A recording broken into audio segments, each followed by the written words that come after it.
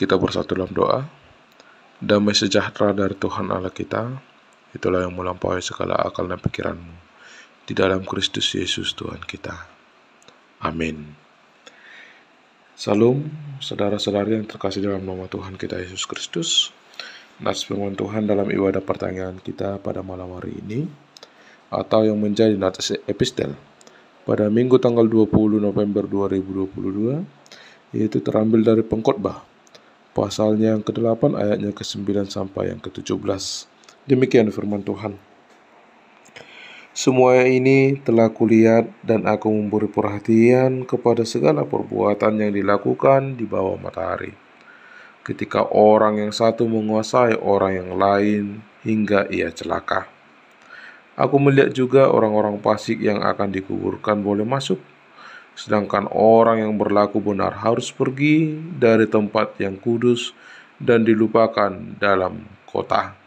Ini pun sia-sia.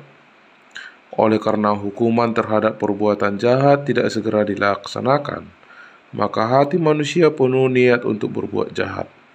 Walaupun orang yang berdosa dan yang berbuat jahat 100 kali hidup lama, namun aku tahu bahwa orang yang takut akan Allah akan beroleh kebahagiaan, sebab mereka takut terhadap hadirat-Nya. Tetapi orang yang fasik tidak akan beroleh kebahagiaan, dan seperti bayang-bayang ia tidak akan panjang umur, karena ia tidak takut terhadap hadirat Allah. Ada suatu kesia-siaan yang terjadi di atas bumi. Ada orang-orang benar yang menerima ganjaran yang layak untuk perbuatan orang fasik, dan ada orang-orang fasik yang menerima pahala yang layak untuk perbuatan orang benar. Aku berkata, ini pun sia-sia. Oleh sebab itu, aku memuji kesukaan, karena tak ada kebahagiaan lain bagi manusia di bawah matahari, kecuali makan dan minum dan bersukaria. Itu yang menyertainya di dalam jerih payahnya seumur hidupnya, yang diberikan Allah kepadanya di bawah matahari. Ketika aku memberi perhatianku untuk memahami hikmat dan melihat kegiatan yang dilakukan orang di dunia tanpa mengantuk siang malam, maka nyatalah kepadaku bahwa manusia tidak dapat menyelami segala pekerjaan Allah yang dilakukannya di bawah matahari. Bagaimanapun juga manusia berlelah mencarinya, ia tidak akan menyelaminya. Walaupun orang yang berhikmat mengatakan bahwa ia mengetahuinya, namun ia tidak dapat menyelaminya. Demikian firman Tuhan. Salam. Bapak Ibu saudara-saudari yang terkasih dalam nama Tuhan kita Yesus Kristus, bicara tentang pengkhotbah, yaitu yang dituliskan oleh seorang raja yang berhikmat, yaitu Raja Salomo, di mana di dalam pengkhotbah ini dia menyampaikan bahwa semuanya hidup yang dihidupi ataupun yang dijalani oleh manusia di tengah-tengah dunia ini itu adalah suatu kesia-siaan. Suatu kesia-siaan berarti Bapak Ibu tidak ada yang bermakna, semua sia-sia. Bahkan dia mengatakan hidup manusia di bawah matahari di tengah-tengah dunia ini bagaikan menjaring angin. Pernahkah Bapak Ibu menjaring angin? Apakah Bapak Ibu saudara-saudari sekalian dapat mendapatkan angin tersebut? Tidak akan pernah. Oleh karena itu Bapak Ibu saudara-saudari yang terkasih dalam Kristus Yesus, ada apa dengan pengkhotbah? Mengapa dia mengatakan bahwa semua hidup ini adalah kesia-siaan? Karena dia melihat situasi dan kondisi dunia sudah tidak wajar lagi. Situasi dan kondisi dunia tidak seturut dan sekendak dari apa yang difirmankan oleh Tuhan. Dan di sini dapat kita lihat Bapak Ibu saudara-saudari yang terkasih dalam Kristus Yesus, bagaimana hidup orang jahat ataupun orang fasik, dan bagaimana hidup orang yang benar. Jika kita melihat dari nas firman Tuhan pada malam hari ini, kita dapat mengikuti bahwa sering terjadi kecemburuan, sering terjadi kekecewaan, bagi setiap orang yang selalu melakukan kebaikan di dalam hidupnya. Ketika dia membandingkan hidupnya dengan apa yang dilakukan oleh orang-orang fasik ataupun orang-orang jahat. Sering kita melihat bahwa seseorang tersebut, kita mengetahui kehidupannya, kita mengetahui pekerjaannya, tidak ada yang benar di hadapan Tuhan yang dia lakukan. Tetapi, kenapa ya dia masih hidup? Kenapa ya dia tidak langsung mendapatkan ganjarannya? Kenapa ya dia semakin bertambah-tambah berkat di dalam hidupnya? Sedangkan kami, orang benar, beriman kepada Tuhan, hidup kami hanya begini-begini saja, hanya pas-pasan saja, sehingga di antara manusia itu sendiri pun timbullah suatu niat untuk melakukan suatu kejahatan tersebut, ya kan? Karena mereka melihat, manusia melihat bagaimana kehidupan orang-orang fasik tersebut yang selalu bahagia secara duniawi, ya. Karena manusia, tidak kita pungkiri, semua manusia merindukan yang dinamakannya adalah kebahagiaan, merindukan yang dinamakannya adalah kekayaan, merindukan yang dinamakan adalah harta di dalam dunia ini. Karena yang menjadi ukuran, tolak ukur bagi manusia seseorang yang bahagia tersebut, seseorang yang berhasil, seseorang yang sukses, itu diukur dari harta dan kekayaannya, ya kan? Sehingga orang selalu berlomba-lomba untuk mendapatkan kekayaan di tengah-tengah dunia ini. Bagaimanapun caranya, orang selalu berusaha untuk mencari kekayaan tersebut. Tapi ada yang mencari dengan sesuatu yang benar atas turut kehendak daripada Tuhan saja. Tetapi ada juga orang untuk mendapatkan harta maupun kekayaan, dia melakukan hal-hal yang tidak benar.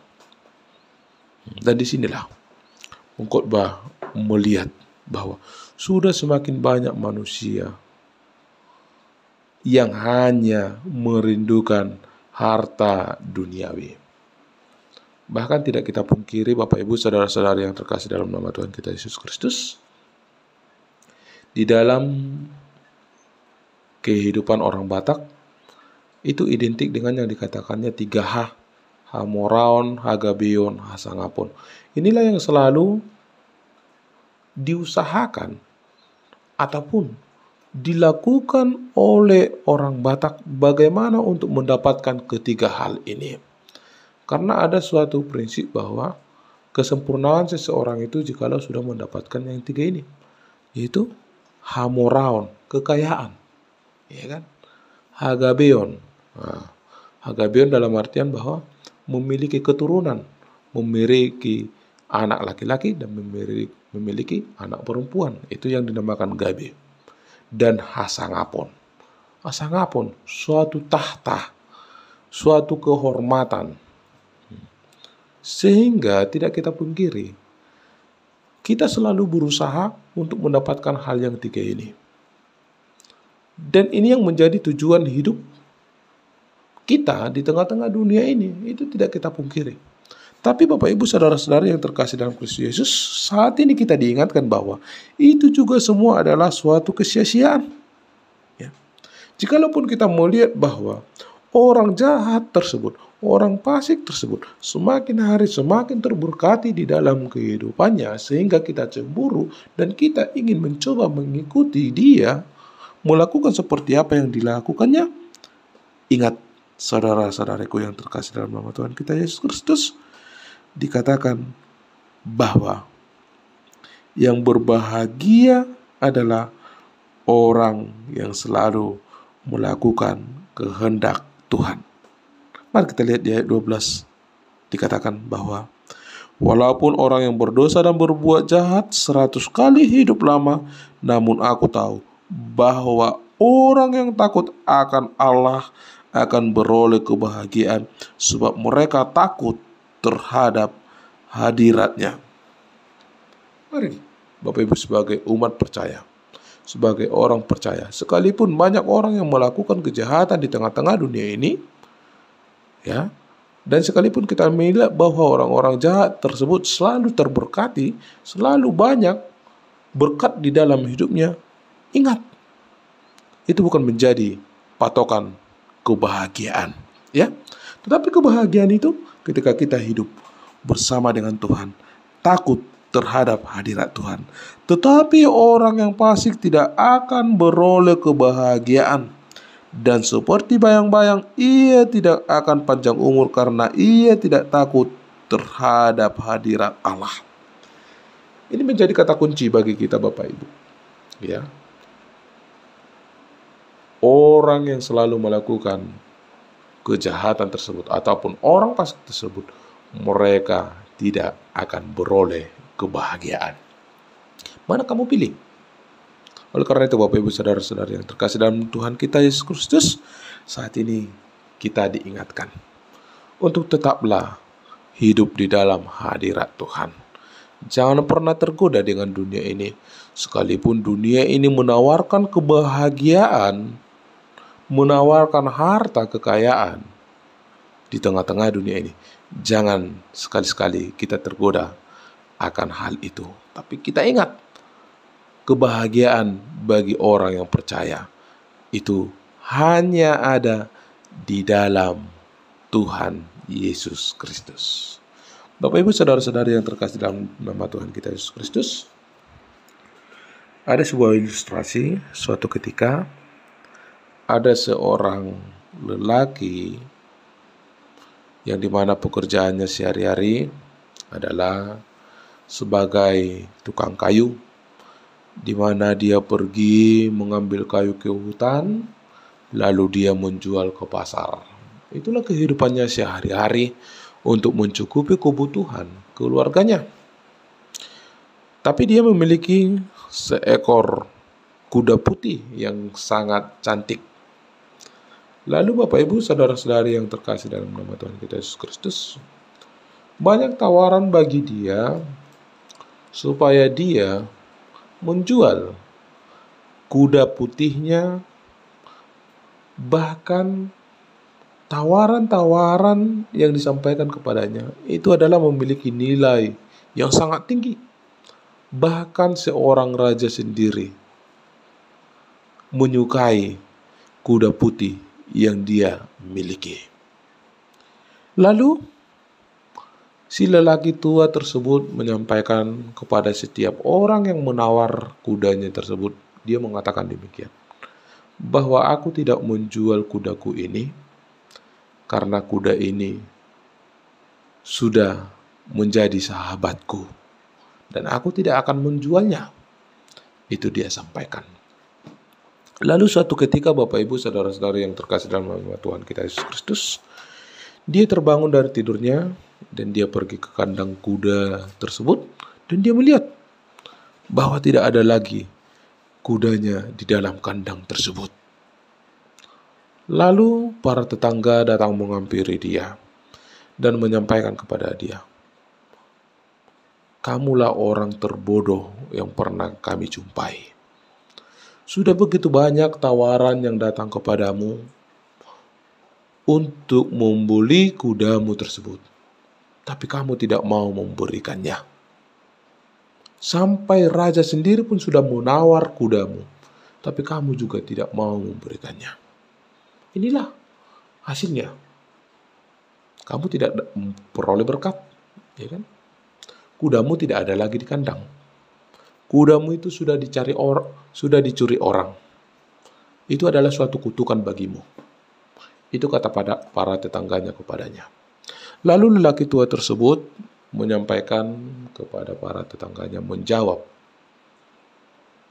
"Aku yakin bahwa kudaku itu tidak dicuri, tetapi kudaku itu sedang pergi meninggalkan kandang." Itu dia katakan. Tetapi para temannya, para tetangganya mengatakan bahwa kamu orang terbodoh. Suatu ketika Bapak Ibu, berselang 2 minggu, lalu kuda putih tersebut datang kembali ke kandangnya dengan membawa 12 kuda-kuda liar dari dalam hutan.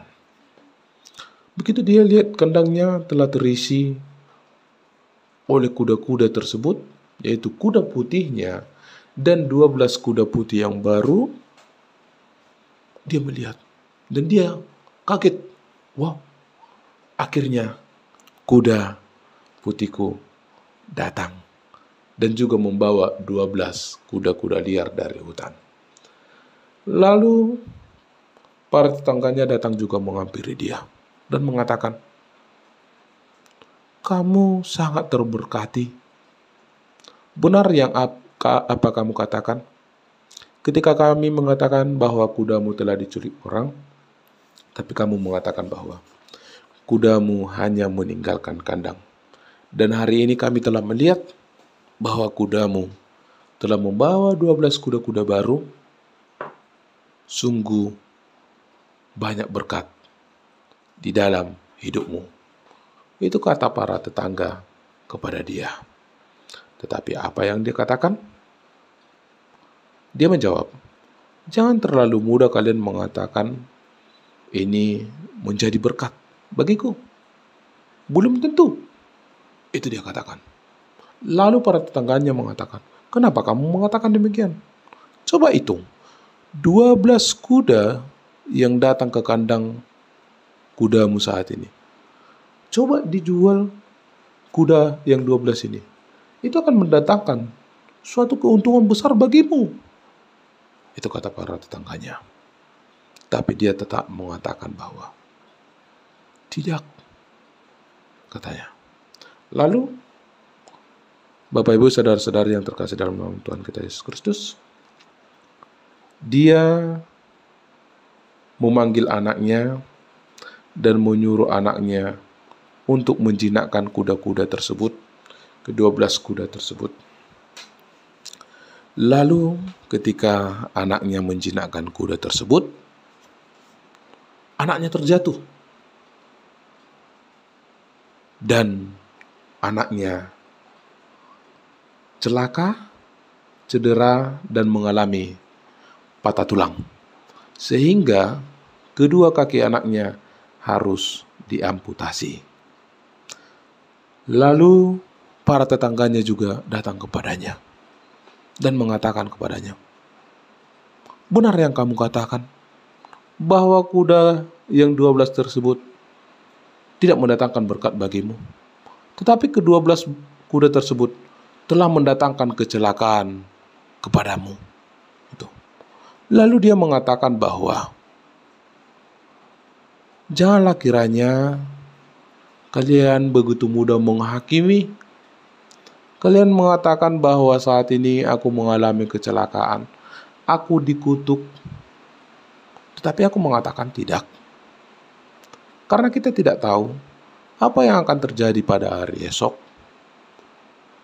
Bagaikan satu buku, kita tidak dapat melihat buku tersebut hanya dengan membaca satu lembar.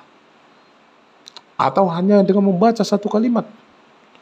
Tapi kita akan mengetahui isi dari buku tersebut dan makna dalam buku tersebut jikalau kita sudah membaca buku tersebut sampai habis." Itu dia katakan kepada para tetangganya. Jadi kita tidak tahu apa yang akan terjadi pada hari esok. Itu dia katakan. Lalu keesokan harinya Bapak Ibu, tiba-tiba datanglah perintah dari raja bahwa setiap anak muda yang ada di daerah tersebut harus ikut berperang. Lalu semua para tetangganya mau tidak mau dengan berat hati harus memberangkatkan anak-anak mereka untuk ikut berperang. Lalu Bapak Ibu saudara-saudariku yang terkasih dalam nama Tuhan kita Yesus Kristus, seluruh anaknya dari tetangga lelaki tua tersebut meninggal di dalam peperangan tersebut. Lalu mereka kembali menjumpai lelaki tua tersebut. "Benar apa yang kamu katakan, bahwa kita tidak tahu apa yang akan terjadi hari esok. kamu sangat terberkati. Kecelakaan yang dihadapi oleh anakmu sehingga anakmu harus diamputasi kedua kakinya, sehingga dia tidak dapat ikut berperang. Tapi kami, semuanya, anak-anak kami sudah tiada. Mereka ikut bertempur, dan mereka sudah tiada. Sekarang kami mengalami penderitaan itu. Itu kata tetangganya kepadanya. Lalu dia mengatakan bahwa kita tidak tahu apa yang terjadi, dan kita tidak dapat menyelami apa kehendak Tuhan dalam hidup kita. Oleh karena itu, mari kita tetap belajar bersyukur atas hidup kita, dan mari kita selalu siap sedia di dalam kehidupan kita ini. Itu yang disampaikan oleh lelaki tua tersebut kepada para tetangganya. Saudara-saudariku yang terkasih dalam nama Tuhan kita Yesus Kristus, apa yang kita lihat dari ilustrasi tersebut? Tadi dari godaan untuk menjual kuda putih, ya, lelaki tua tersebut tidak mau. Datang 12 kuda dari hutan dibawa kuda putih tersebut, dan dia juga tidak menganggap itu merupakan suatu berkat. Terjadi suatu kecelakaan kepada anaknya hanya karena untuk menjinakkan kuda liar tersebut. Dia juga tidak patah semangat. Jadi Bapak Ibu saudara-saudara yang terkasih dalam Kristus Yesus, demikian juga dengan kita di dalam kehidupan kita ini. Apapun yang terjadi dalam hidup kita, baik suka maupun duka yang terjadi dalam hidup kita, kita harus selalu mengatakan bahwa Tuhan, ini semua rancangan-Mu dalam hidupku. Ajari aku untuk dapat mengerti akan kehendak-Mu. Karena apa? Dikatakan pengkhotbah di sini, Bapak Ibu, kita tidak dapat menyelami hati Tuhan. Tidak ada seorang pun manusia yang mengetahui isi hati Tuhan dan menyelami pikiran Tuhan sendiri. Yang terpenting bagi kita, umat percaya, adalah bagaimana kita menyerahkan hidup kita seluruhnya, seutuhnya ke dalam tangan pengasihan Tuhan, biar Dia yang bekerja di dalam hidup kita. Oleh karena itu, Bapak Ibu saudara-saudari yang terkasih dalam nama Tuhan kita Yesus Kristus, bagaimana supaya hidup kita tidak sia-sia? Berikanlah hidupmu hanya kepada Tuhan. Jadikan hidupmu bermakna dengan takut akan Tuhan, dan selalu hidup di dalam kebenaran firman Tuhan. Karena itu bukan menjadi kesia-siaan, tapi kita akan beroleh kebahagiaan jikalau tetap hidup di dalam hadirat Tuhan. Dan ingat, kita tidak tahu apa rencana Tuhan akan kita. Ya, yang pasti Dia telah memberikan kemenangan bagi kita. Sebagai umat Tuhan yang telah dimenangkan, serahkan hidupmu dan yakinkan Tuhan pasti memiliki rencana yang baik di dalam setiap kehidupan kita. Amin. Kita bersatu dalam doa.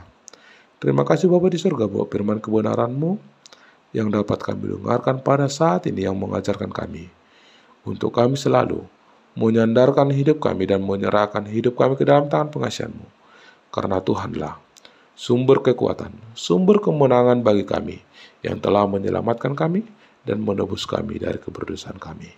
Terima kasih Bapa, dalam nama anak-Mu Tuhan Yesus Kristus, kami berdoa dan mengucap syukur. Amin. Salam, Tuhan Yesus memberkati.